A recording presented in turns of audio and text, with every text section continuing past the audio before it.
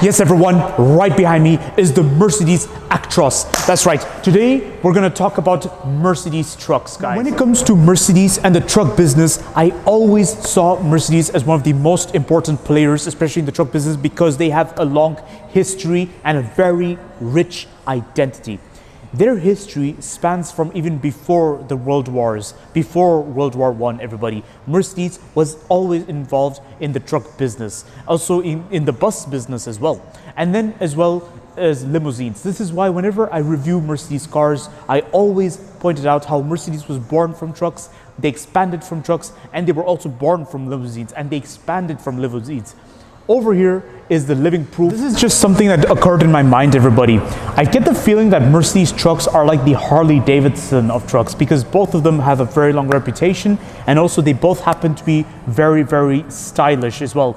But at the same time, when it comes to reliability, they both have very similar reliability. So it all depends on how they are being treated. If you do look after your Mercedes truck, they can last a lifetime. But if you do neglect them, they fall apart catastrophically.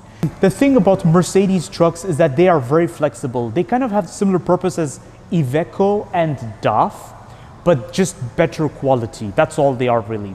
Iveco and DAF are trucks that are very cheap to afford, and they do basically almost everything. I've seen Iveco and DAFs performing construction duty. I've seen them perform logistics and everything. This is the same thing you could use a Mercedes truck for, but the only difference is that Mercedes trucks can be a touch more expensive, but at the same time, better quality and more reputed, and probably just more reliable than Iveco in particular.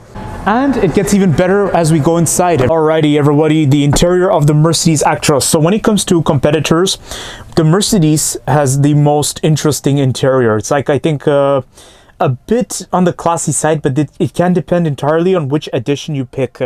Then you get two tablets. Basically, this is your instrument cluster and this is your infotainment system. That's quite nice, and everything faces the driver, but that's standard. This has been the case with most trucks of today. Very nice. But I like the presentation right here. It looks really, really cool, the way Mercedes has gone about it. Mercedes has always been known for its stylish interior in this regard.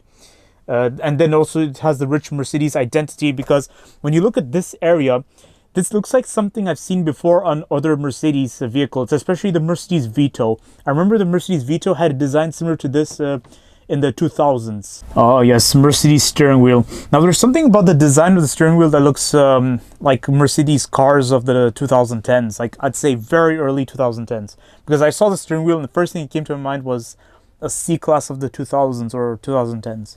It's quite interesting.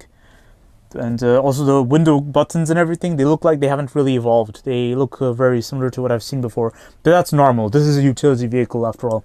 Now, if you look carefully at the window, they have little things, defrosters for the winter. That's very ideal. And you even get a 24-volt socket right there. And to make matters even more interesting, this Mercedes Actros has a nice sofa right here. Wow! This is awesome. This is crazy in a cool way. Wow. And then you even get additional storage space up here. Wow. That's quite nice. I like it. So don't forget to like, comment, and subscribe, and stay tuned for more videos that are on the run. And please let me know in the comment section what is your favorite truck, everybody. I will see you all next time.